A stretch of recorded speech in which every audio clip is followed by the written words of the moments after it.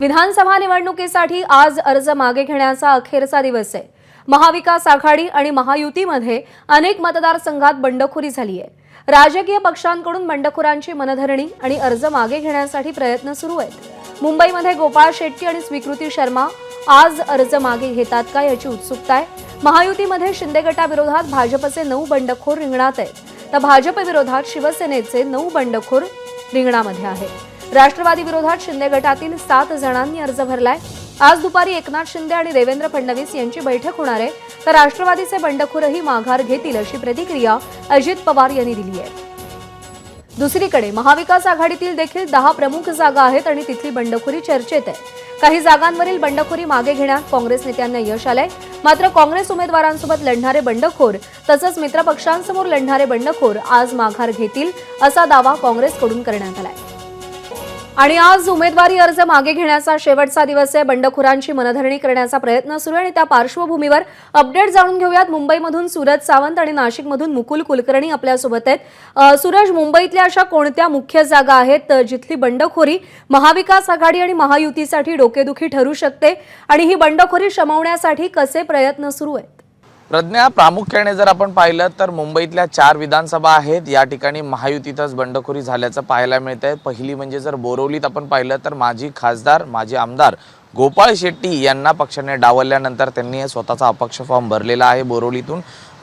कालच त्यांची देवेंद्र फडणवीस यांच्यासोबत देखील बैठक झाली होती। त्या ठिकाणी संजय उपाध्याय हे निवडणुकीसाठी उभे आहेत भाजपकडनं अधिकृत चिन्ह घेऊन, आणि त्यातच गोपाळ शेट्टींचं आव्हान आहे। तर दुसरीकडे आपण पाहिलं तर अणुशक्ती नगर ज्या ठिकाणी नवाब मलिक हे उभे आहेत, त्या ठिकाणी शिंदे गटाकडनं अविनाश राणे यांना देखील तिकीट एबी फॉर्म देण्यात आलेला आहे, त्यामुळे तिथे देखील मोठी शक्यता आहे। तर दुसरीकडे अंधेरी पूर्वमधनं मुरजी पटेल हे शिंदे गटाचे अधिकृत चिन्हावरती उभे असताना तिकडे पक्षाकडच्याच अंतर्गत बंडातून स्वीकृती शर्मा यांनी देखील अर्ज दाखल केला होता।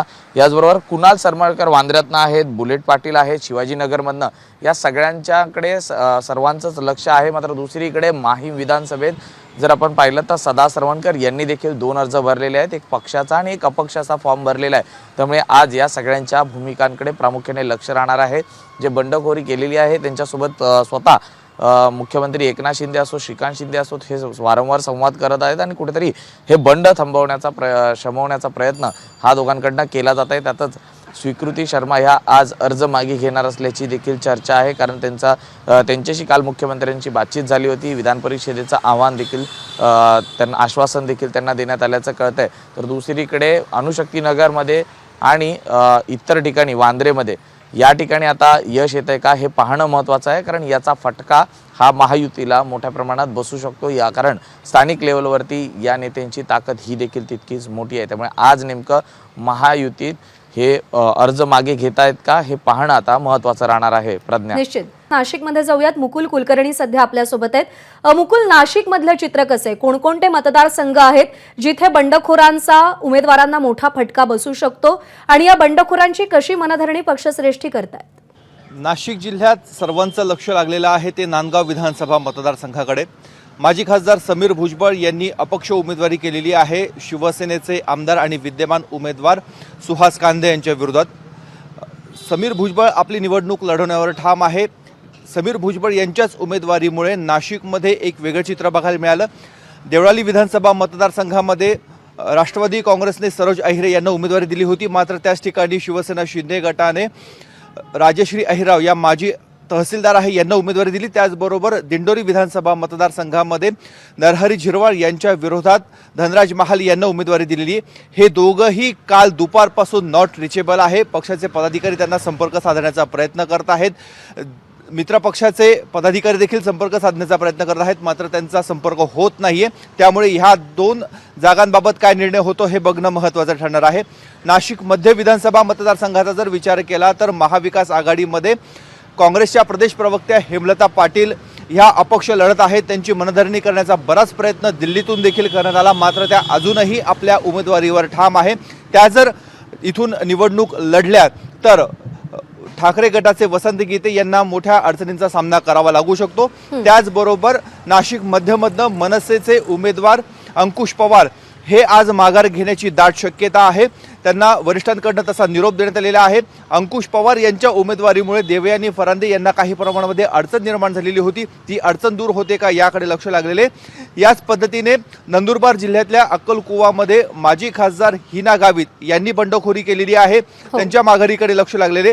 जसं नाशिकचे देवळाली आणि दिंडोरी हे 2 विधानसभा मतदारसंघ आहे, त्याच पद्धतीने अहमदनगर जिल्ह्यामधला नेवासा आणि श्रीरामपूर इथे देखील 2 उमेदवारांना, एकाने राष्ट्रवादी काँग्रेस अजित पवार गटाने तर दुसऱ्याला शिवसेना शिंदे गटाने एबी फॉर्म दिलेले. त्यामुळे नाशिक आणि अहिल्यानगर या 2 ठिकाणी असंच चित्र निर्माण झालेले.